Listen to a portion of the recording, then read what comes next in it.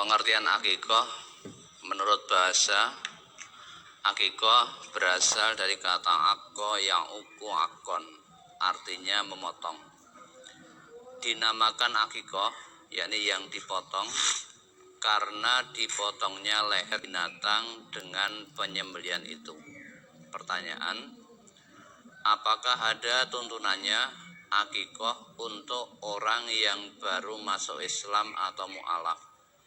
Kemudian jika seorang mu'alaf tidak berakikoh, maka apakah Islamnya tetap sah dan sempurna atau bagaimana? Ya, sependek yang kami tahu, mu'alaf itu tidak wajib, akikoh itu tidak menjadi syarat bagi seorang mu'alaf. Nah, ini seorang mu'alaf belum diakikoi, apakah Islamnya sah? Sah. Islamnya sah. Ya, sependek yang sudah kami ketahui, akikoh itu untuk bayi yang dilahirkan pada hari ke-7 disembelih hewan akikohnya. Ya. Nah, karena akikoh itu termasuk nusuk, maka kita berusaha semaksimal mungkin untuk mengikuti apa yang dicontohkan oleh Rasulullah. Namun demikian, kita tidak menyalahkan kalau ada yang meyakini bahwa seorang mu'alaf itu belum dikatakan sah kalau belum akikoh, ya monggo saja yang meyakini seperti itu.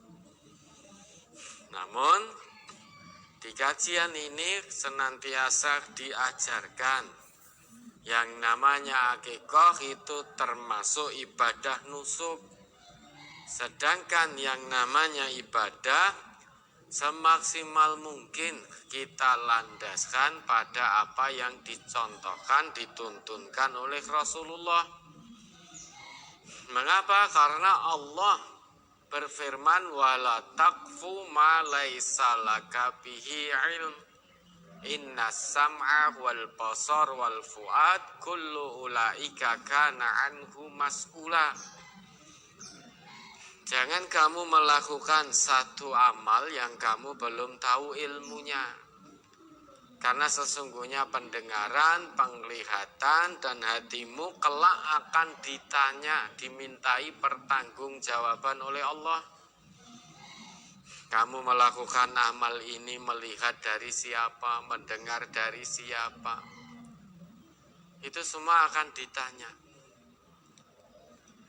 Samping itu yang namanya al-aslu fil ibadah al-ittiba. Hukum asal suatu ibadah itu adalah mengikut siapa?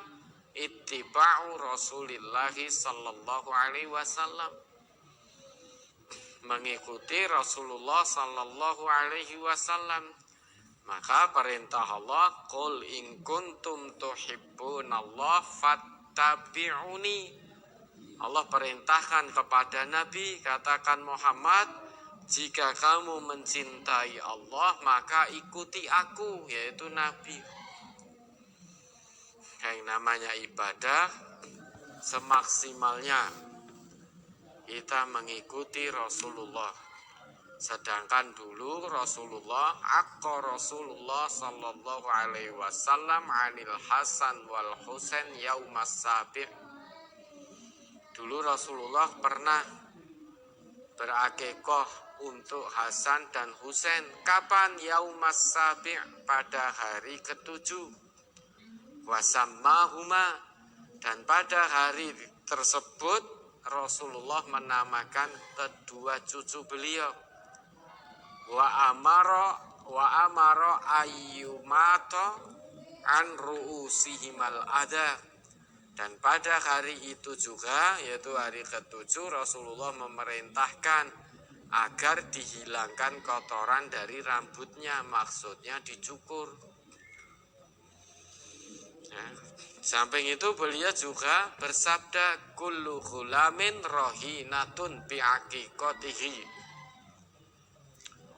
tiap-tiap anak itu tergade dengan akikohnya. Tutbahu anhu yauma sabi'ihi wa yuhlaqu wa yusamma. Dan akikohnya tersebut disembelih untuknya pada hari ke-7 dari kelahirannya. Dan kemudian dicukur dan diberi nama. Nah, sependek yang baru kita ketahui, maka kita tidak mengadakan akikoh di luar hari ke-7. Itu sebagai bentuk kehati-hatian kita dalam menjalankan ibadah. Semaksimal mungkin kita landaskan pada tuntunan. Kalau belum tahu ya kita tidak mengamalkan. Belum mengamalkan, belum tahu ilmunya. Ya, nanti kalau ditanya oleh Allah di sana, kita bisa menjawab berhujjah karena sudah dilandaskan dengan ilmu. Sudah maksimal. Kalau belum tahu ya kita katakan belum tahu. Nah, belum tahu ya belum mengamalkan. Bagaimana mungkin mau mengamalkan belum tahu ilmunya. Ya. Maka bagi mu'alaf yang tidak diakikoi apakah Islamnya sah? Sah.